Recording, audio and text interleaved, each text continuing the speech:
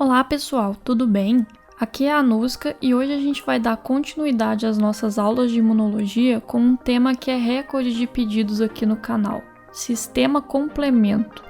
Eu acredito que tanta gente pede vídeo assim porque o sistema complemento é difícil pra caramba mesmo, e até eu que gosto de aprender imunologia acho bem complicado. Eu lembro de ter essa aula na faculdade e pensar, eu não sei se eu gosto muito de imuno mais, porque realmente é uma das partes mais chatas e complexas da imuno, mas pra passar na matéria tem que saber, né? Então a gente vai dar um jeito nisso hoje.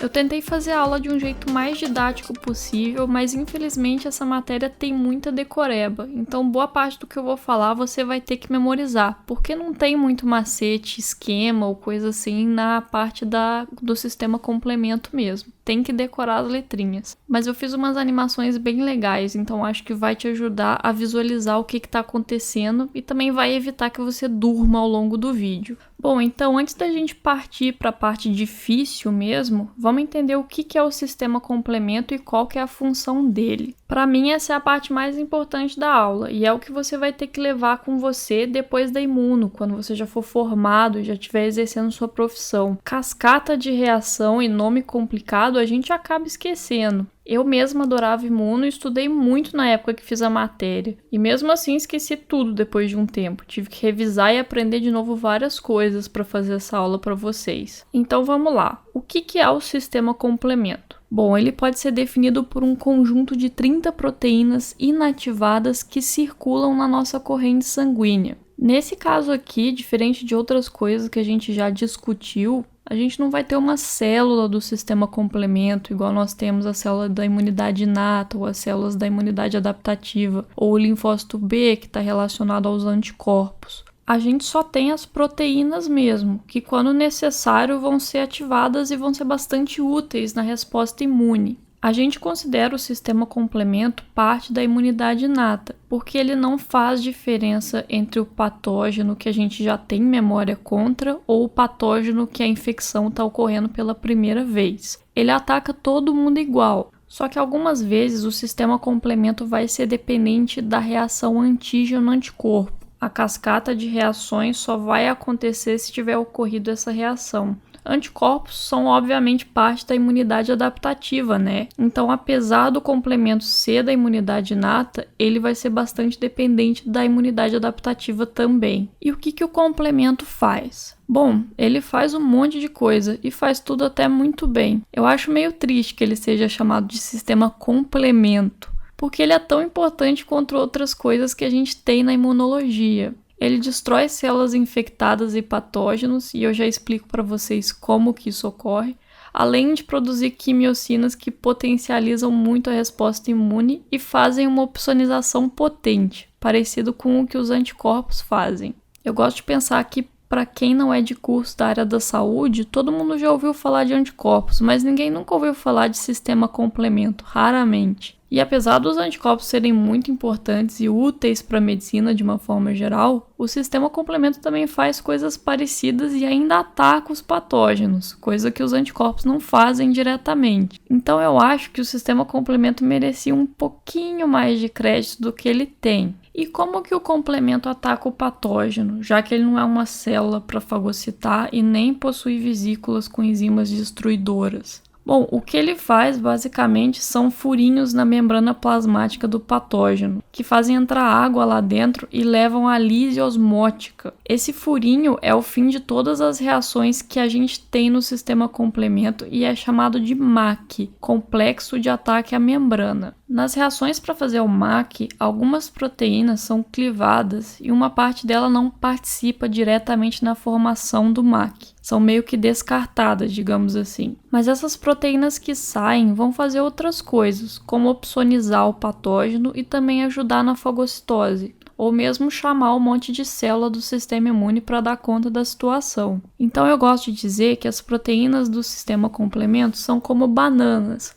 Quando a gente pega uma banana para comer, a gente tira a casca e come a fruta que está lá dentro. Mas a gente também pode utilizar a casca para fazer outras coisas, por exemplo, para servir de adubo. E é assim que vai funcionar no sistema complemento. Por isso eu fiz esse desenho para vocês aqui, com uma bactéria sendo atacada pelo complemento. A gente tem o MAC ali em cima de vermelho, com água entrando no citoplasma da bactéria, mas também tem a opsonização acontecendo, que eu representei por esse banner escrito "ataque aqui", como se eles tivessem marcado a bactéria. É uma representação bem objetiva de tudo que o complemento vai fazer. E para conseguir fazer tudo isso, o sistema complemento vai atuar de 3 formas diferentes, que a gente chama de vias, por causa da cascata de reações envolvidas. A gente vai ter a via clássica, a via alternativa e a via das lectinas. Vamos começar a destrinchar essas 3 agora, começando pela via clássica. Então, na via clássica, a gente vai ter o início da reação com o fragmento C1. A maioria das proteínas do complemento vão ter esses nomes tipo C1, C2, C3 e etc. Não assusta com isso, que é só um jeito diferente de chamar as proteínas. O C1 é o fragmento mais complexo e mais diferente que a gente vai ter. Eu desenhei ele aí para vocês e coloquei essa foto de microscopia eletrônica para vocês verem que é assim mesmo, bem diferentão. Se você quer escrever livros de ficção científica espacial, tá aí uma boa imagem para você se inspirar e criar uma nave, porque para mim isso parece coisa de Alien. O C1 vai ser formado por um conjunto de moléculas, sendo 6 moléculas de C1Q, que são essas aqui representadas de amarelo, 2 moléculas de C1S e 2 de C1R, que são essas azuis e verdes aqui embaixo. Agora que eu reparei que esse C1 ficou bem Brasil, tá preparado para a Copa já. Essa diferenciação das moléculas do C1 só é feita nele, os outros fragmentos não vão ter essa minúcia bioquímica, digamos assim. Também é feito para você entender o que cada parte vai fazer, que a gente vai discutir no próximo slide. A via clássica do complemento é a via que precisa de interação dos anticorpos com antígenos, sendo necessariamente esses anticorpos IgM ou IgG, o que faz sentido porque, como eu falei para vocês na aula passada, eles são os primeiros a serem produzidos numa resposta imune, principalmente o IgM. Então aqui de amarelo eu desenhei para vocês a parede celular do nosso patógeno, representando mais ou menos uma bicamada lipídica, que tem esses antígenos aqui de vermelho e foram reconhecidos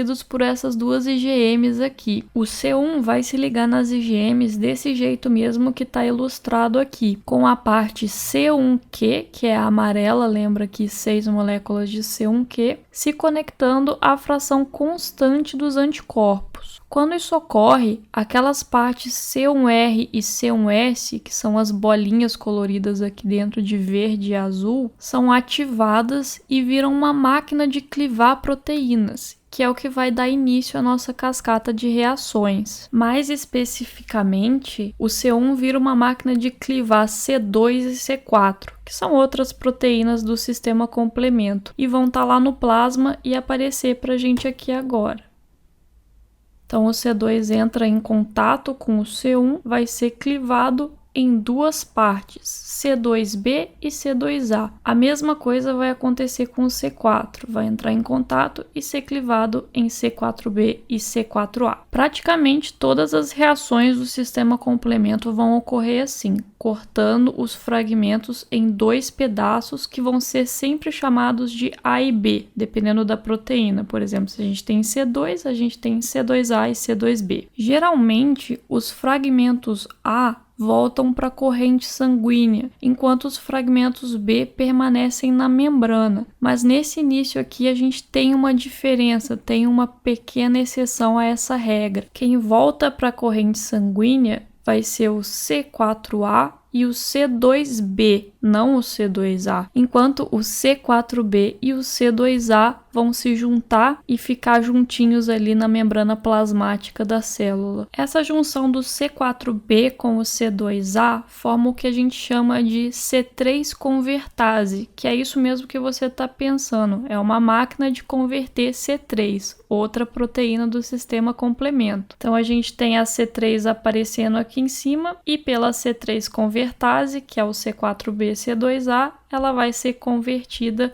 em C3b e C3A. Aqui, seguindo a regra que eu falei para vocês, o C3A volta para a corrente sanguínea enquanto o C3b se associa com o C4b e C2a. E quando ficam os três juntinhos assim na membrana plasmática da célula, eles fazem o que a gente chama de C5 convertase, que é isso mesmo, uma repetição do mesmo raciocínio. Eles viram uma outra máquina de cortar proteínas, nesse caso o C5. Outra coisa importante para falar para vocês aqui é que alguns C3b só vão se espalhar por cima da membrana plasmática do patógeno. Eles não vão ficar juntos com o C4b e C2a. Isso porque o C3b é uma potente opsonina, então ele vai ser bem responsável por essa parte de opsonização do patógeno para facilitar a fagocitose. Bom, como vocês podem imaginar, a gente vai ter o aparecimento aqui da C5 que estava no plasma e ela vai ser convertida para